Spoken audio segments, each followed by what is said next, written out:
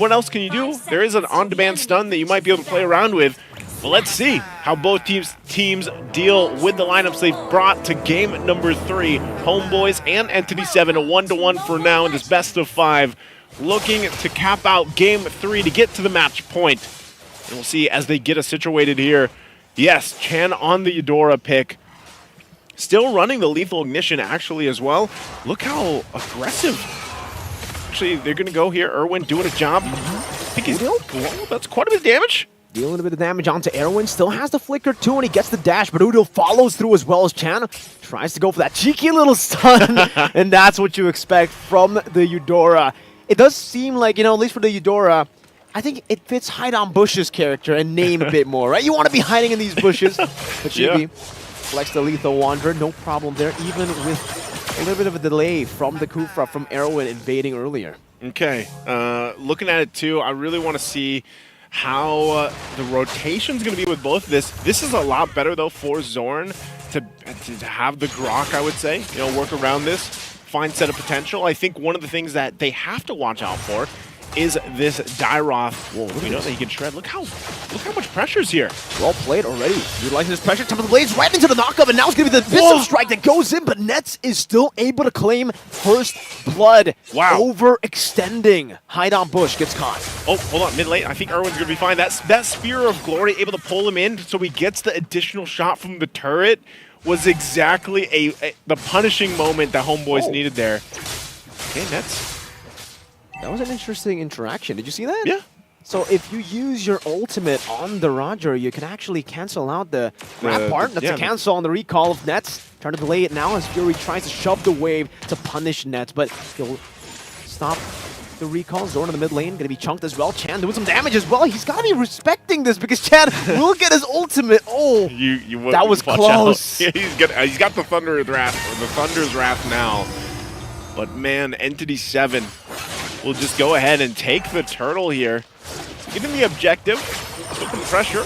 That's a stun now with the Thunder's Wrath, but he's able to steal the Primal Wrath now, turning it around. Supat with a flicker forward, and enough. I am offended. But Erwin will be able to escape. Now it's going to be a flicker and another Shatters. GB dives in deep, picks up the swords, but Udil will be able to shut some damage with their Shatter. It's going to be Marquinhos still with the Primal Wrath, dealing some damage now, getting out with the Onward as well. Supat going to be chased down by Hide on Bush as the power of nature will be enough by Zorn. Hide on Bush stepping forward, getting that physical defense shred, but the wild charge gets Zorn out to safety. Chan's going for it. But surely wanting to go for it, doesn't have the flicker to barrier. Oh, Chan, he's caught there. He doesn't want to go for the last kill, and he decides to walk back up as Udo gets spotted in the bush. Now it's going to be Hide on Bush, jumping on the support, trying to go for that assassination. But I don't think you can do that, not to the fighter. Okay, very interesting, just extended skirmish that turned into all of that. You know, looking at this too, I'm really going to keep an eye on where this build path is for Nets with Mincetar. There can be some changes here that we see, of course, build path-wise, but not going to be a threat too early on just now. A lot of it's going to be utilizing that the ultimate, the King's Calling, to help with some of this fight, and maybe even the Spear of Glory if he can grab the right target here. If it happens to be Chan doesn't have his flicker available just for now. Oh, deal. Iris Rage into the Abyssum Strike. Hide on Bush. Not hiding at all in this game. Hide on Bush is just, when he gets this Dyroth, like he knows the timings and the positioning so well. And just the way the Dyroth works, able to shred through some of this armor, you know, it makes you even worry for Zorn on the Grok, you know? And with that, they have enough setup potential that Hide on Bush can actually just kind of swoop in, get that penetration through, and then the Abyssum Strike. So, and even Marquinhos, man. Marquinhos has been on point. This is his third Edith game in the series. And I'm surprised earlier he was able to... Oh, hold on, mid. Another Abyssum Strike now knocked up with the wild charge. Chibi should be able to take this kill, and he does. Meanwhile, up top, Nets. Now with the King's Calling, Fury still able to scratch him down. Even with his soldiers, it's not enough. Marquinhos stunned up, has the Primal Wrath. Now with the Tempest of Blades used up. Two-man knockup into the Blades. Erwin gets a three-man rage, and now tries to go for the steal, but Udil secures it. That's a double kill as that's going to be Chan. Locked down on the Defiant Blade. Stunned up, Thunder Wrath, not there. Chan will be taken out.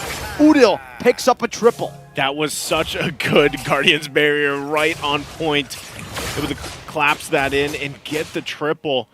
So with that, Homeboys it's nothing, even with the triple, it's nothing too crazy. You know, Entity7 isn't far behind here or anything. Economy-wise, they're doing fine farming up. So they finally kind of dealt with a couple of the problems, right? Hartman Bush did have that death, but even Nets, he does get the Corrosive Scythe available now. You're going to see this fight, this replay break out. Also keep an eye, there's a lot of pressure there in the live, but this was just a good team fight coming out from Homeboys for that. Mid lane in the live. Right into the Abyssal Strike they go, but a King's Calling locks them all down in the mid lane. Erwin gets a Rage onto 4, or actually going to be 3 actually, and now Fury goes in with Lycan 4, trying to deal some damage. Nets out of range, but the onward brings Sapat back into the Earth Shatter. Fury deals some damage now with the Lycan 4. This one gets pulled back, but now they're turret. They're not able to go for the kill just yet. Nets will fall, and Chibi dashes into the turret with the Defiant Blaze as he was going for the purple buff to take him down. And now it's a Sky Piercer for Mr. Chibi. Chibi locks in the Sky Piercer. That was an amazing play from Sepat. Able to go in, flicker, I'm offended, grabbing 2, and under the turret they take Fury. Able to really punish him. And so, you know, that's one of the strengths, obviously, of this Ruby pick. Able to provide some of those moments like that where you can turn the tide of a fight. So now Homeboys getting that little bit of lead they've been working for up to this point. Chibi has done an outstanding job at staying alive. He's only got the Haas Claws plus the Sky Piercer, but you know he's really choosing his fights here, and that's what he needs to do with this lineup. You can already see Genius Wand locked in for Chan, so they really want to pump out that damage, get the magic resistance down, and then let Marquinhos pop Primal Wrath and follow up with that reduced magic resistance and try to win some of those skirmishes and fights later on. But just wait. Once Chan gets some more items locked in, I'm not sure exactly the build path for this Eudora because we barely see her picked up in pro play. How's it going to go? Chan? Ooh. Still able to escape despite the wild charge. Now it's going to be the Tyrant's Revenge and the Rage lock-in. Soaring down the Abyssal Strike, not able to get him down as Erwin pops in a bouncing ball. Getting worked at. Oh no, right into the Blaze channel, gets a stun under Wrath, and as he got caught in the King's Calling, and he will be taken out. Hideout Bush will follow next, but look at Marquinhos and Fury in the back line, doing some damage with the Primal Wrath as Lycan bounce, does some damage back, but Marquinhos flickers forward, tries to go for Udo, one last shot to do it, and it will be Marquinhos with the damage overtime to take him out. A 2-for-2 trade as Sapat tries to run away, but the bouncing ball stops him. Another 2-man grab right into the turret. That's a killing spree for Nets, but Fury has the Lycan bounce, continues under the tier 1. Zorn still able to flicker out to safety, and both teams decide that's enough. That's enough, you know, but good fighting coming out from Entity7. I gotta give it up to them. You know, they deal with Chibi. They finally, you saw how much damage the Thunder's Wrath had there.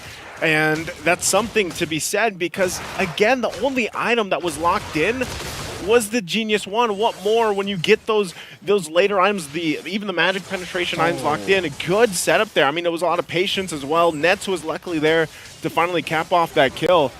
But, you know, for Entity7, they also have to transition the thought of not just worrying about Chibi, but eventually Nets on this Mincetar pick. You saw, I think he did just pick up the Golden Staff too, you know, so he is going to start to be even more of a threat. And they have to deal with, Chibi? Should be gets away. Berserker's Fury locked in here. So for Entity7, I'm going to be looking, let's take a look at the items. Still working on that next one, that second item here for Chan. Also, you have the Corrosive Scythe Golden Staff already for Nets locked in. Oh, hold on. Wild charge into the hook. That's the combo into the King's Calling. Huge set. The King's Charge. The King's Charge. The Spear Charge. The Wild Spear. That's good. The Wild King. I think that was Trex. Shout out to Trex. Yep. Shout out to Trex. Wild King.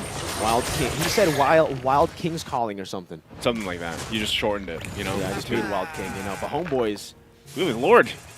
This is already just going to be taken. This is what I'm talking about, man. Like, in the current state of things, look at this. The gold gap isn't anything crazy. It's 9.5 minutes in, but you cannot go forward and contest that first Lord. It's just kind of different to see here. And Entity7, part of the answer might just be, you know what, we need more time to farm up with this. As you look at, you know, they're tanking quite a bit of damage. You have Erwin here. But Zorn, this is, like I said, a signature pick. His Guardian barriers are always on point. The wild charges too. Udil holding on to the Primal Wrath. They're going to go in. Good onward. Earthshatter dodge away from Zorn now. Goes to the wild charge right into the Calling of the King. And they all just get mauled on by the rest of the member. Even Udil, he used the Primal Wrath for that one. It's, I mean, and the thing is Zorn is literally just sitting there. He's 2-0-12, and he's got this Quantum Charge Grok, and he's doing that. And then you get pulled into the King's Calling. The shields are going to pop here on these base turrets, but man, Entity7 might want to check themselves after that one. They need, like I said, more time here. They got to clear out this Lord. Wings are going to be picked up by Chan, DHS by Fury. So those are some good items being locked in at this point in the game.